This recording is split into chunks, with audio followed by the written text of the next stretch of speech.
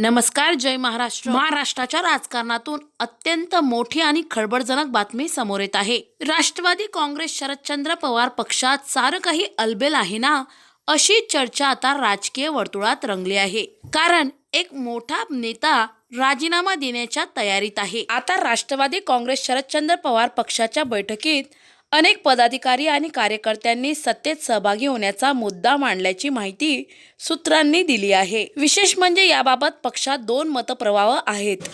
एका गटाचं म्हणणं आहे की थेट सत्तेत सहभागी व्हावं, तर दुसऱ्या गटाचं म्हणणं आहे की उपमुख्यमंत्री अजित पवार यांच्या पक्षात पक्ष विलीन करून सत्तेत सहभागी व्हावं. या बातम्या ताज्या असतानाच आता शिवसेनेचे ज्येष्ठ नेते आणि मंत्री संजय शिरसाट यांनी महाराष्ट्राच्या राजकारणात पुढच्या महिन्यात मोठा भूकंप होणार असल्याचा खळबळजनक दावा केला. शिवसेनेचे नेते तथा राज्याचे सामाजिक न्याय मंत्री संजय शिरसाट यांनी मोठं भाकीत वर्तवलं आहे. शरद पवार गट लवकरच सत्तेत सहभागी होईल असा मोठा दावा संजय शिरसाट यांनी केला. महाराष्ट्राच्या राजकारणात येत्या महिनाभरात मोठा भूकंप होईल असं संजय शिरसाट म्हणाले आहेत. शरद पवार गट महाविकास आघाडीत राहणारच नाही असंही संजय शिरसाट म्हणाले आहे. त्याचं कारण म्हणजे खासदार संजय राऊत यांनी मिठाचा खडा टाकला.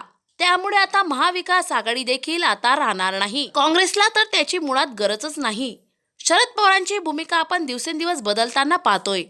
याचा अर्थ असा होतो की आपल्याला सत्तेत जायचं आहे. सत्तेशिवाय जे राहू शकत नाही असे पुन्हा मन परिवर्तन होऊन युतीच्या बरोबर येण्याचा किंवा उपमुख्यमंत्री अजित पवार यांच्या बरोबर जाण्याचा त्यांचा प्रयत्न राहील असं संजय शिरसाट म्हणाले. त्याचा परिणाम महिन्याभरात दिसून येईल असंही संजय शिरसाट म्हणाले. राष्ट्रवादी काँग्रेस शरदचंद्र पवार पक्षात सारं काही अलबेल आहे ना, अशी चर्चा राजकीय वर्तुळात धुमाकूळ घालत आहे. कारण प्रदेशाध्यक्ष जयंत पाटील हे राजीनामा देणार असल्याची चर्चा आहे. तेव्हा पुढच्या महिन्यात काय घडतं याकडे सर्वांच्या नजरा लागल्या आहेत.